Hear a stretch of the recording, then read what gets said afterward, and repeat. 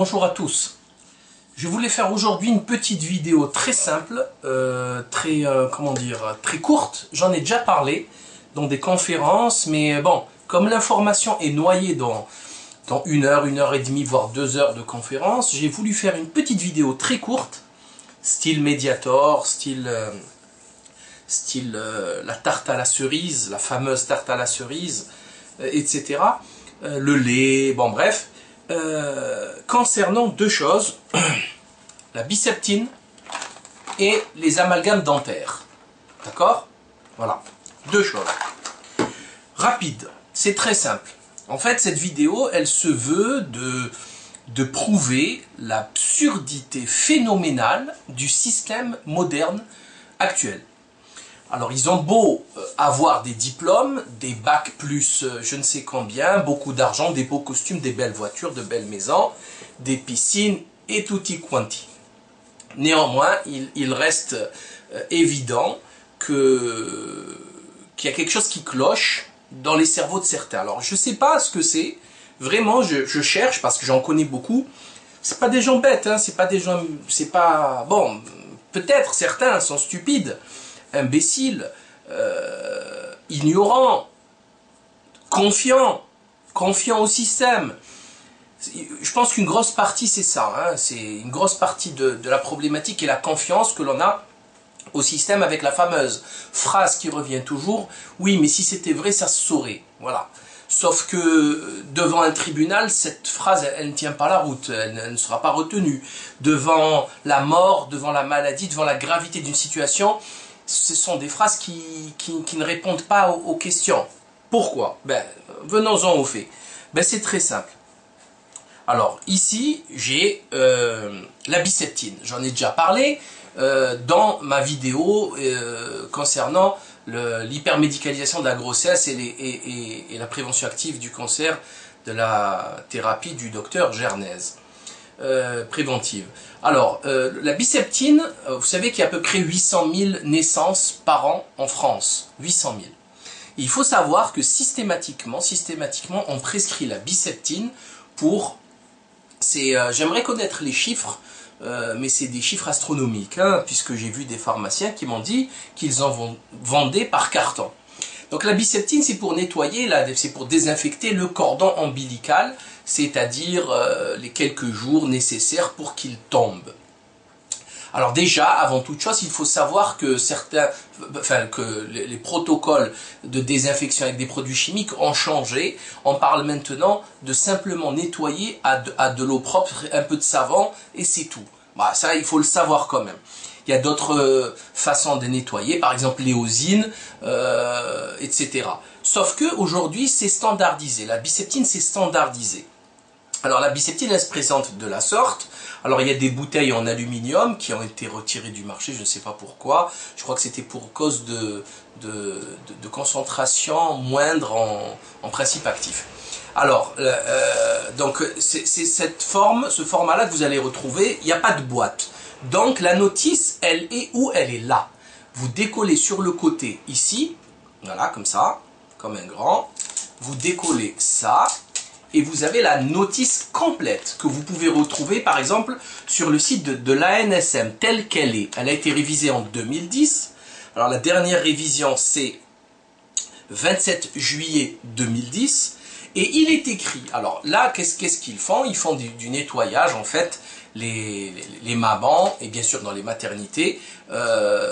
Au minimum, hein, sincèrement, au minimum vous partez de la maternité avec une prescription à biseptine. Hein, ça c'est catégorique, vous le verrez, vous le constaterez vous-même.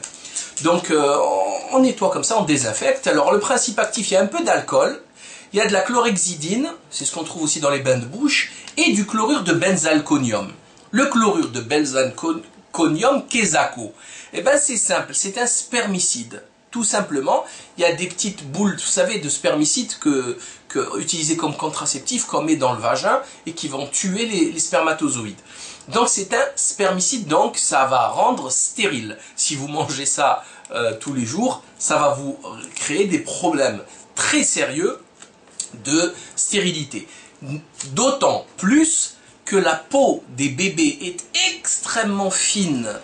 Vous avez vu, c'est un voile de soie dès que vous mettez quelque chose dessus, que vous frottez, que vous chauffez, ça rentre direct dans le sang. D'ailleurs, c'est valable aussi pour l'adulte, mais la couche cornée est beaucoup plus épaisse, etc.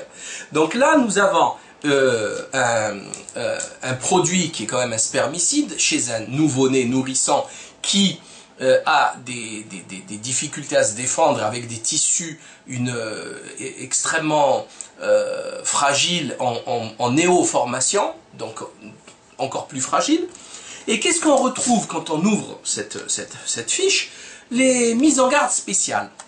Ben, c'est pas compliqué, c'est clair et net. Bayer, l'entreprise qui finance, qui utilise ça, écrit clairement ne pas utiliser sur une grande surface, d'accord, sous pansement occlusif, c'est-à-dire un pansement qui va fermer et qui va faire, si vous voulez, effet de patch nicotinique, puisque la chaleur va augmenter, c'est connu tout ça, hein, ça va augmenter le passage au niveau de l'épiderme et du derme. Donc pas de pansement occlusif. Sur une peau profondément brûlée, c'est interdit. Une peau de prématuré de nourrisson, c'est interdit, c'est écrit.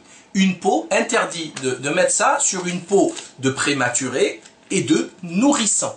Ok, en raison des risques de passage dans la circulation générale.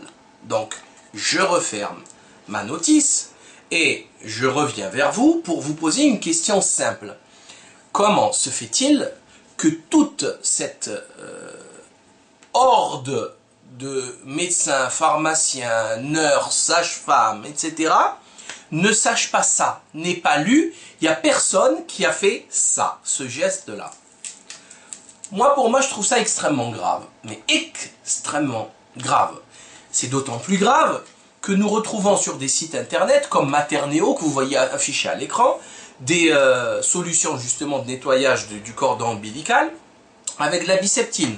Encore plus grave, nous voyons ici à Angers, l'école de sage-femme René Rouchy, bidule quelque chose, en 2012, le 28 février, c'est apparemment un petit mémoire entrant dans le cadre du diplôme d'État, c'est à la fin, il faut un petit mémoire pour avoir le diplôme, dans lequel on trouve le plus simplement du monde, donc à la page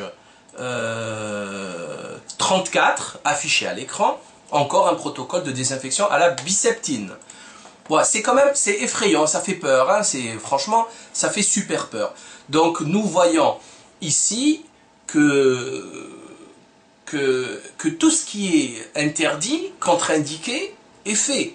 Donc c'est sur un nourrisson, sur une blessure, même si elle est peu vascularisée, mais elle reste néanmoins vascularisée, sinon autrement il n'y a pas de cicatrisation. Sur une grande surface, puisque tout le ventre du bébé va être concerné, et le ventre du bébé, enfin, c'est la moitié de la surface du bébé, donc c'est une grande surface comparée au poids. C'est un médicament qui n'est pas soumis à prescription médicale, donc n'importe qui peut aller l'acheter et se peinturlurer avec. Donc voilà, c'est quand même assez effarant, c'est choquant, c'est des questions existentielles que je me pose. Comment se fait-il, répondez à cette question, que aucun membre du corps médical n'ait remarqué ça?